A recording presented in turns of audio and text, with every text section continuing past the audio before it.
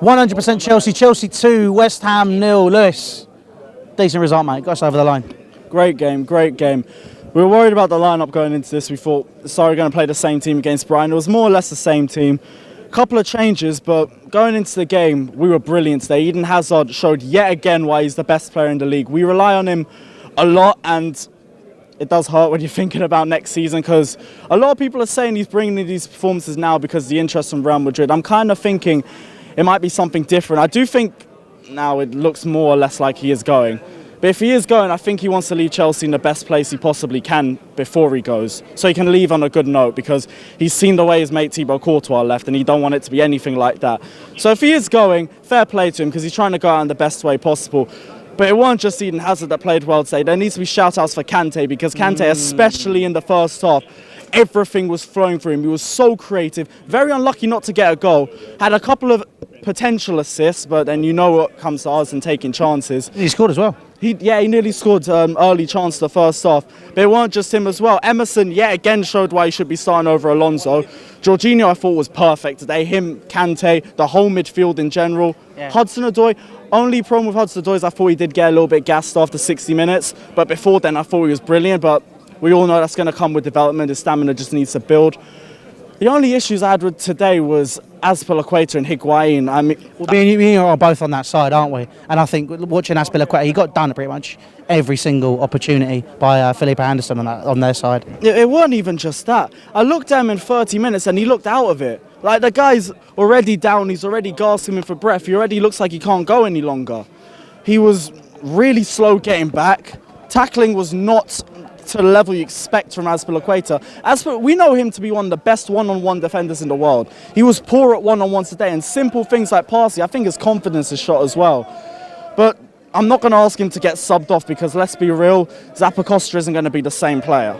He isn't going to be the same player. But him and Higuain were the only real issues from today. And I think, honestly, today's shown why Giroud should be starting over Higuain. The link-up play is just next level. Giroud can ping in the pot.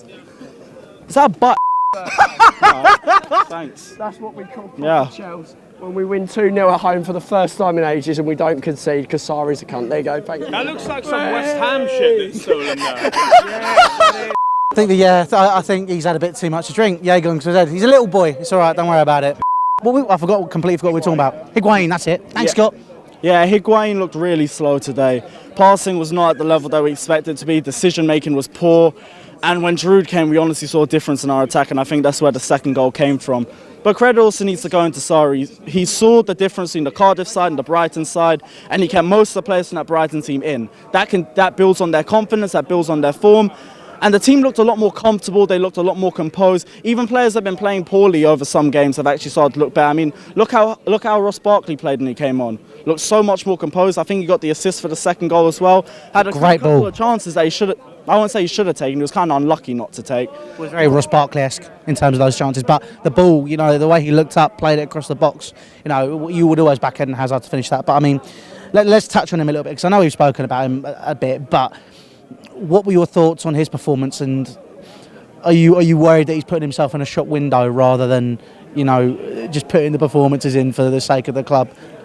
I think because of the rumours and everything and for how long it is, part of me thinks his name's already been in the shop window for a long time. It's just, we haven't really heard any bids, so we just wanted to be like, until we've heard anything, it ain't really happening. But ever since Zidane's joined, it looks like it's going to happen. If it happens, fair play to Hazard, because he's spent most of his career here. He's tried his hardest, regardless of the shit that we put around him, to bring this club as high up as he can. If he goes, fair play. But the worrying thing is, where do we move on from there? If we have the transfer ban, what do we do in terms of our wingers? Because we still have the two oldest wingers in the Premier League. In terms of if you do have the transfer ban, how do we spend the money? Because we've seen ourselves in past transfer windows, and we like to throw money at poor players.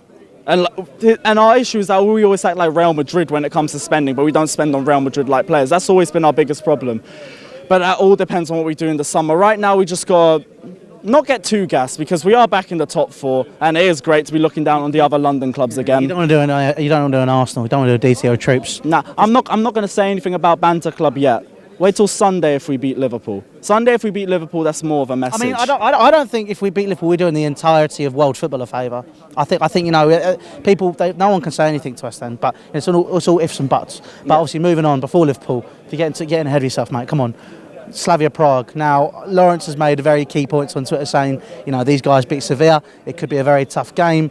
Based on the 11 you saw tonight, who do you think is going to be coming into the side facing Slavia Prague? And you know, do you think it's going to be a game where we should solely be focusing on Liverpool, or do you think we should be looking at that game thinking, you know, we need to go and do our best there?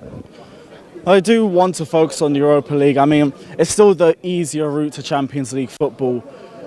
But when you look at the teams that we played in the Europa League, I do think we can just rotate everyone and we'd still have a chance. I mean, I don't want to disrespect Slavia Prague or anything, but look at the teams that we played in the Europa League. Sometimes we've played poorly against them, and they've just been so dead that they've never taken any of the chances that we've given them. So I am a little bit confident, maybe even a bit overconfident. I might admit that, but I do still think we should rotate everyone and look solely on the Liverpool game. If we drop points, that's kind of on ourselves, because I mean, us being us, we should be beating Slavia Prague. But even if we do, I think we got the second leg at home. So regardless, we should be able to turn up and turn it around. But it's all about the Liverpool game now. It's going to be really hard. It all depends on the lineup that we play. I hope Giroud starts over Higuain, because Giroud's going to link up a lot more better with the wingers. And if we win, that's a message being sent. This is the team that's got to start every league game from now.